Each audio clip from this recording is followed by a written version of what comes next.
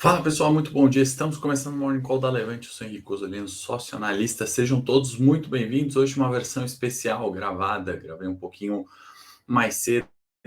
Podia falar com você aqui nessa segunda-feira. Hoje amanhã começando, né? E a semana certamente é a semana de agenda, né, pessoal? Vamos falar um pouquinho sobre agenda. Vamos falar do que está pegando entre Estados Unidos e China, nossa visão sobre isso, e mais importante ainda, cenário local de Bovespa, né, os 108 mil pontos. Estou gravando só por um probleminha pessoal, nada grave. Quarta-feira estou de volta ao vivo com vocês. Mas vamos lá, pessoal. Vou compartilhar aqui, como sempre, né, para a gente iniciar os mercados, né? A gente está falando de índice Nikkei, né, futuros aqui, vamos começar com o fechamento, né, índice Nikkei caiu 0,88, Hansen 0,12 e CSI 300 subiu 0,91. Mercados na Europa no terreno positivo, né, fechamentos mistos, né, Dow Jones e S&P terreno positivo na sexta e Nasdaq caindo, né, o Ibovespa acabou se segurando ali numa leve alta, tendo contratos futuros aqui, né? A gente está vendo Dow Jones caindo, S&P 500 levemente no terreno positivo e bolsas, né, na Europa negociando no terreno positivo, assim como mercados na Ásia, né? O que a gente traz aí de destaque para hoje, né? Vamos começar a falar um pouquinho, né, sobre as commodities, e aí eu queria destacar o petróleo, né? Petróleo que teve ali, né, sua melhor semana desde outubro, petróleo que arrefecia, devolvia ganhos, perdia, né, um pouco daquela tendência forte de alta que a gente viu até junho, na realidade, de 2022, né? E aí a gente vê uma recuperação de petróleo, acho que vale ficar bastante atento nessa semana, petróleo que vem ali, né, num viés de alta, pensando em cortes, né, na produção da Rússia, né? Então, novo estresse ali, alta para o preço do barril minério, né, segue despencando e vale também numa performance à parte, né? Uma semana que é de agenda e tem balanço de Vale na quinta-feira para a gente ficar atento. A gente já vai entrar um pouquinho mais na agenda. Antes, vamos comentar um outro fator importante que influencia diretamente o Bovespa, né? Esse petróleo via Petrobras e dado peso, né, de Petro no nosso índice, e vale destacar, né, acho que o mercado não cedeu 108 mil pontos na sexta-feira, né, fez esse fechamento levemente positivo, muito por conta de Petrobras, né, que tem um peso relevante e acabou segurando, né, quedas ali dos bancões, né, Bradesco caiu forte, né, e aí pesando no terreno negativo, Alpargatas caiu 18%, óbvio, peso muito menor, mas refletindo nessa preocupação com varejo, todo o ruído, né, de Americanas impactando balanços de banco, né, que tem BTG nessa semana e tem Banco do Brasil, né? Também tivemos queda forte de Azul e Gol, não só pelo rebaixamento das notas de crédito, mas também por essa alta do petróleo que a gente viu. Vamos estimar, né, com tudo mais constante para início dessa semana, um petróleo recuperando. Outro ponto importante para a gente olhar, né? Volta e meia eu trago aqui os índices, né, via múltiplos, né, preço-lucro, para a gente olhar, e, obviamente, né, MSCI China, né, a gente está falando de uma volta à normalidade nos múltiplos, no múltiplo, né, preço-lucro, se a gente considerar China, né, voltou para a média de todos os tempos, né, na casa dos 11, né, múltiplo, dividir preço das ações sobre o lucro por ação, estamos falando em 11. Por que eu trago isso? Né? Vocês sabem que eu sempre falo aqui que o dinheiro do mundo, né, o bolso de um único ser humano, né, um bolso grande aí de um único ser humano, e ele vai migrar onde tem as melhores relações de risco-retorno. A gente viu um repique muito forte das ações chinesas, né, das bolsas de uma forma geral, né, o Brasil viveu a contramão desses mercados, né, a melhora da situação econômica, né, da expectativa de inflação, de juros, o Brasil foi na contramão. Nesse momento, né, onde a gente fala que esse fluxo de dinheiro migrou para a China, migrou para outros mercados, a relação de risco-retorno acaba se ajustando, né? O que ficou mais caro, né? Bolsa na China ou bolsa no Brasil, outros emergentes, né? A pergunta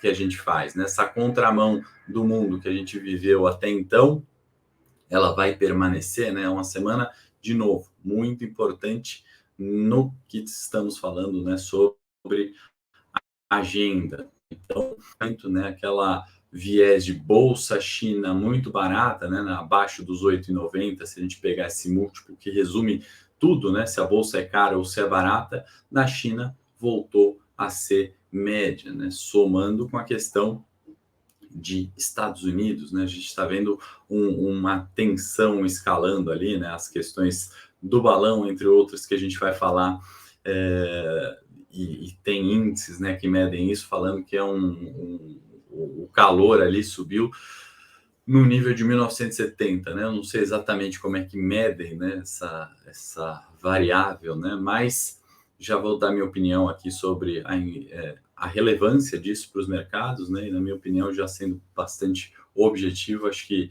zero chance de uma guerra começar a acontecer, né? Seria uma terceira guerra mundial, acho pouquíssimo provável, a gente já volta nesse assunto. E vamos lá, né? Outro assunto que está pegando na semana, para a gente colocar em perspectiva no mundo lá fora, né? Que o balanço do Banco Central japonês, né? Que a gente está fazendo as divisões, né? A linha azul clara aqui, né? O Banco Central japonês, o balanço do Banco Central japonês sobre a produção, né? Sobre a economia, né? Estamos falando de 120% o balanço sobre economia, né? Então você tem ali que ninguém tem um balanço tão grande quanto o Banco Central japonês. Se a gente pegar aqui como referência o Fed, né, linha branca em destaque, né, a gente está falando de 40% balanço sobre economia. Por que eu estou trazendo esse tema de novo? Né? Porque o Banco Central japonês, né, a política monetária ali, né, do controle curva de juros, né? Eles querem de qualquer forma importar a inflação, isso tem tido resultado, né? Só que a algum custo, né? Quando a gente vai para Banco Central americano e a gente volta a falar, né, da expectativa do mercado, em vez dessa inflação caindo, né? Que se a gente olhar a linha branca, né, a inflação de bens, de fato, ela está caindo, né? Está numa tendência de baixa, né, desde 2022, dos seus picos, né, o Powell voltou a afirmar ali que vê sim os sinais, né, de estágios iniciais de desinflação, o que é positivo para os mercados. Por outro lado, né, a preocupação dos mercados, né, é se de fato isso é sustentável, né? A gente está falando de inflação de bens reduzindo, inflação de serviços continua, né, ascendendo, continua nas máximas, né? Certamente o viés de alta de petróleo desse início de semana, né, traz ainda mais lenha para essa fogueira, e eu acho que vale a gente ter bastante atenção quando a gente faz, né, aquele posicionamento muito certo e direcional, né? A gente tem abordado com muita frequência as questões, né, de inflação nos Estados Unidos, mercados, né, que diversas vezes, né, serem superestimadas quanto ao declínio da inflação. O próprio Powell errou isso, a gente cita muito o Jackson's Hole ali de setembro de 2021, onde ele falou essa inflação é transitória e não necessariamente isso aconteceu, né? Então, se os mercados viveram, né, nessa euforia ou expectativas de que 5% de juros nos Estados Unidos era mais do que bom, né? E a gente tem visto aí os números de inflação, o próprio Powell mostrando que tem, né, esse declínio de... Temos outros comentando, né, sobre o mercado não comemorar de forma antecipada. Então, quando a gente faz uma alocação de investimentos, a gente tem que pensar muito nesses momentos, né? Vocês sabem que eu tenho ali as séries, né, do curto prazo não funciona no canal do YouTube, falando sobre a importância, né? E óbvio que o nome é irônico, do curto prazo não funcionar. Acho que para o Brasil ele funciona muito bem, né?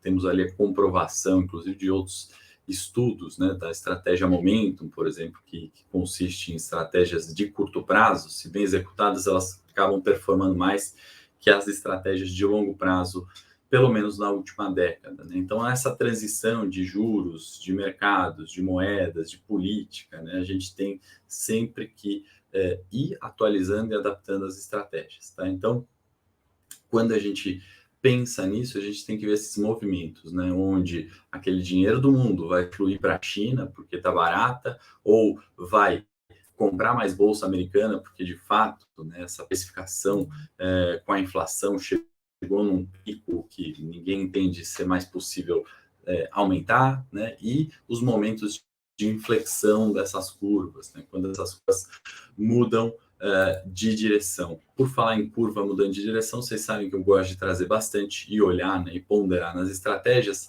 a inversão da curva de juros, né? Quando a gente está falando dos juros nos Estados Unidos de 2 anos paga mais que o de 10 anos, né? A gente fala que essa curva inverteu, não é uma condição normal. E, por incrível que pareça, são 150 dias, né? Um dos prazos mais uma continuidade, né, de dias dessa curva invertida histórica. Então, algo aí indicando que a incerteza ainda é elevada, né? Quando o juros de 2 anos paga mais que o de 10, você está falando que a incerteza do curto prazo é muito maior que a do longo prazo, né? E com incerteza a gente fala de volatilidade, e volatilidade é oportunidade de retorno. Então a gente tem que olhar essas divergências de mercado, essas discrepâncias com um certo viés, né, de onde encontrar, né, e de como encontrar essas oportunidades. É claro que o risco é elevado e é por isso que é importantíssimo gerenciar, né, seu risco, gerenciar através de stops, por exemplo, né? Outro ponto muito importante de estratégias de curto prazo deve ser, sim, colocado em pauta, né? Qual que é o risco para aquele retorno pretendido? É isso que a relação de um stop e alvo determina, né? Você saber quando você pode ganhar, você saber quando você pode perder, né? Algo que é muito mais claro no curto prazo, né? O dado corrente, né? O dia é muito mais conhecido do que a semana e a semana é muito mais conhecida do que o próximo ano, certo? Então, só para concluir os gráficos aqui de hoje, né, vale citar também, né, empréstimos em yuan na China, né? Estamos aí falando de janeiro sendo um dos meses mais elevados, né? Desde 2008, se a gente olhar essa comparação aqui e todas as variações de pesquisa, né, a gente está falando do dado corrente do o maior da série histórica, e aí a gente puxa o nosso gancho para falar da tensão geopolítica, talvez, né, entre Estados Unidos e China, desde a derrubada do balão, a alegação ali de quem está certo, quem está errado. Isso tem trazido, acho que, alguma preocupação para os mercados, né? Me lembra bastante a questão de guerra comercial, né, encabeçada ali pelo Trump com China, e no final das contas, né, ficou só um discurso que não veio a vias de fato, né? Acho pouco provável, né, essa tensão, né, essa questão de guerra acontecendo, né? No Domingo de Valor eu detalhei melhor também a história, né, os acontecimentos recentes ali dia a dia, em que ponto estamos, né? O Domingo de Valor da Levante, se você não assina, recomendo ali, né, esse conteúdo, e eu detalho bastante ali, mas para resumir, né, e dar um spoiler, atribuo em zero, né, e essa probabilidade não é minha. Eu vi no evento da Latin American Investment Conference, né, vem um especialista de Ásia, né, que acompanha muito isso em diversas outras situações, né, ele colocou ali que um risco seria próximo de zero, né, então eu também tenho assumido essa probabilidade praticamente inexistente, tá, e o risco disso realmente nenhum risco de cauda ali, nenhuma probabilidade pequena de ocorrência, tá? Vamos voltar na agenda aqui, e essa semana a gente está falando então de CPI, né, inflação de janeiro dos Estados Unidos. Isso vai colocar aquele teto de 5% na taxa americana na pauta. Isso vai ter um reflexo fundamental para os mercados, né, e o título do Morning Call, né, que 2023 vai começar para o Brasil, né, inclusive pós-carnaval, né, aquela brincadeira com fundo de verdade, né, que a gente tem todo ano por aqui. Acho que é um dado extremamente relevante para o mundo. Temos zona do euro com PIB do quarto tri, extremamente relevante. Os cortes na produção russa, né, de petróleo, que eu acho que começam a dar aquele destaque, a volta né, em possíveis voltas de alta para o petróleo, perdão. E no cenário local, a gente tem Conselho Monetário Nacional, né, se reunindo na quinta-feira, né, toda a questão de discussão da meta de inflação, né, se essa meta de inflação de fato vai ser revista para cima, que na minha opinião muito provavelmente será, e se é meio ponto para cima, 0,25, um ponto, não importa, o que importa é que se isso for revisto, o Selic também vem para cima, gringo continua entrando em bolsa, né, não tivemos saída, né, e quanto mais juro, mais a percepção de risco e a remuneração desse risco, né? Então vamos olhar do ponto de vista de retorno de capital, né, eu acho que é algo extremamente relevante para a gente encarar dessa forma nessa semana e no ano de 23, que de fato está começando, está dando as caras no cenário político, no cenário econômico, fiscal local e também no internacional, né, com novas tensões aí, Estados Unidos e China, né, me entenda mal, não estou ali colocando panos quentes, nem minimizando a gravidade da situação, né, não ter uma terceira guerra mundial não significa que é algo que está tranquilo, né, longe disso. Inclusive, a guerra, né, na Rússia, a Ucrânia completou um ano, né, daqueles especialistas, inclusive, que diziam que ia durar uma semana. Né? Então, não vamos menosprezar, vamos tentar encarar ali as oportunidades e a necessidade de proteger o nosso patrimônio nesse cenário, né? Ainda mais de agenda, né? Roberto Campos Neto, que hoje tem entrevista na TV Cultura, né, no Roda Viva, certamente vai abordar o tema, ou pelo menos na expectativa do mercado que ele aborde o tema, quanto essa expectativa de revisão de inflação. E minha opinião é, essa inflação deve sim ser revista, mas nunca ser revista a toque de caixa como a gente faz, né? Lembrando que o programa é gravado, né, e pode, enfim, inclusive vazar algum comentário, alguma questão ao longo da tarde, né, e isso vai ou pode ser refletido também nos mercados. Então, semana importantíssima e quente ali de agenda, começando nessa segunda-feira.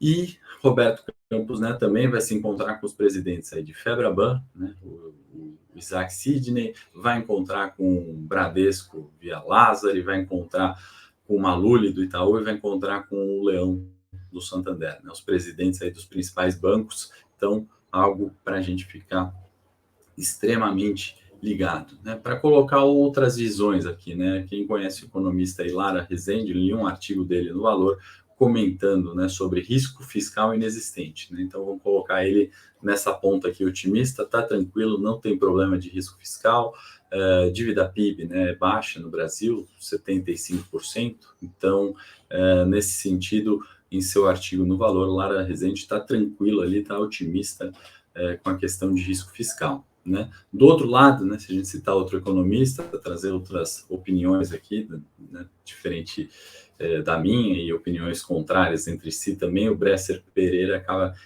criticando muito nessa questão de revisão de inflação, a preocupação com o fiscal, né, e encabeçam aí assinaturas, acho que tem 2.000, se não me engano, economistas ou pessoas relativamente importantes, né, nessa questão, criticando aí o comportamento e as decisões, né, que podem vir daí do Banco Central, tá, pessoal? Quero também compartilhar, aproveitar que hoje a gente está no Morning Call especial, né, eu vou fazer aqui a